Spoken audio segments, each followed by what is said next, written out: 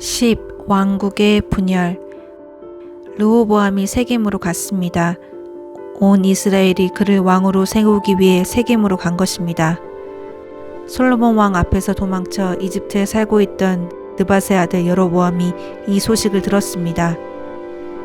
그들이 사람을 보내 여로보암을 불러내 여로보암과 온 이스라엘 회중이 르호보암에게 와서 말했습니다. 왕의 아버지는 우리에게 무거운 멍에를 지우셨습니다. 그러나 이제 그 혹독한 강제 노동의 의무와 왕의 아버지께서 지우신 무거운 멍에를 가볍게 해주십시오. 그러면 저희가 왕을 섬기겠습니다. 르호보암이 대답했습니다. 돌아갔다가 3일 후에 다시 오라. 그러자 사람들이 돌아갔습니다. 르호보암 왕은 자기 아버지 솔로몬이 살아있을 때 왕 앞에서 섬겼던 노인들에게 조언을 구하며 물었습니다. 이 사람들에게 어떻게 대답하면 좋겠소? 그들이 대답했습니다. 만약 오늘 왕께서 이 사람들의 종이 돼 백성들을 섬기고 그들에게 선한 말로 대답하시면 백성들이 영원히 왕의 종이 될 것입니다. 왕이 3일 뒤에 내게로 오라고 한 지시대로 여로보암과 그 모든 백성들이 르호보암에게로 왔습니다. 왕은 그 백성들에게 거친 말로 퉁명스럽게 대답했습니다.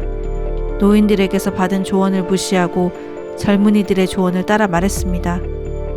내 아버지께서 너희 멍에를 무겁게 하셨다고 했느냐? 나는 더 무겁게 할 것이다. 내 아버지께서 너희를 채찍으로 치셨다면 나는 정갈로 칠 것이다. 왕이 이렇게 백성들의 말을 듣지 않았습니다. 이 일은 하나님께서 하신 것으로 여호와께서 실로 사람 아히야를 통해 느밧의 아들 여로보암에게 하신 말씀을 이루시려는 것이었습니다. 온 이스라엘은 왕이 자기들의 말을 듣지 않는 것을 보고 왕에게 대답했습니다. 우리가 다윗과 무슨 상관이 있는가? 우리가 이새의 아들에게서 무슨 유업을 받겠는가? 이스라엘아, 내 장막으로 돌아가라. 다윗이여, 당신 집안이나 돌아보라. 그러고 나서 이스라엘은 자기 장막으로 돌아갔습니다. 그러나 유다의 여러 성에 살고 있던 이스라엘 자손들은 아직 르호보암의 통치를 받고 있었습니다. 르호보암 왕이 강제 동원 노동의 관리를 맡고 있던 아도람을 보냈지만 온 이스라엘이 그를 돌로 쳐 죽이고 말았습니다. 그러자 르호보암 왕은 서둘러 자기 전차를 타고 가까스로 예루살렘으로 도망했습니다. 이렇게 이스라엘이 다윗의 집에 반역해 오늘날까지 이르렀습니다. 온 이스라엘이 여로보암이 돌아왔다는 소식을 듣고 사람을 보내어 여로보암을 회중 앞으로 불러내 온 이스라엘을 다스릴 왕으로 세웠습니다. 다윗의 집을 따르는 사람은 유다 지파밖에 없었습니다. 르호보암이 예루살렘에 도착하자 유다의 온 지방과 베냐민 지파를 소집했는데 용사를 뽑아보니 18만 명이었습니다.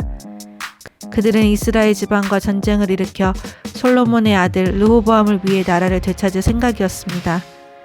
그러나 하나님의 말씀이 하나님의 사람 스마야에게 임했습니다. 유다 왕 솔로몬의 아들 르호보암에게 또 유다와 베냐민 온 지방과 나머지 백성들에게 말하여라. 여호와께서 말씀하신다. 너희는 올라가지도 말고 내 형제 이스라엘 자손들과 싸우지도 말라. 너희는 각자 집으로 돌아가라. 이 일은 내게서 나온 것이기 때문이다. 그러자 그들이 여호와의 말씀에 순종해 그 말씀에 따라 다시 집으로 돌아갔습니다. 그 후 여로보암은 에브라임 산지에 세겜을 세우고 그곳에서 살았습니다. 그는 또 그곳에서 나와 분회를 건축했습니다. 여로보암은 속으로 생각했습니다.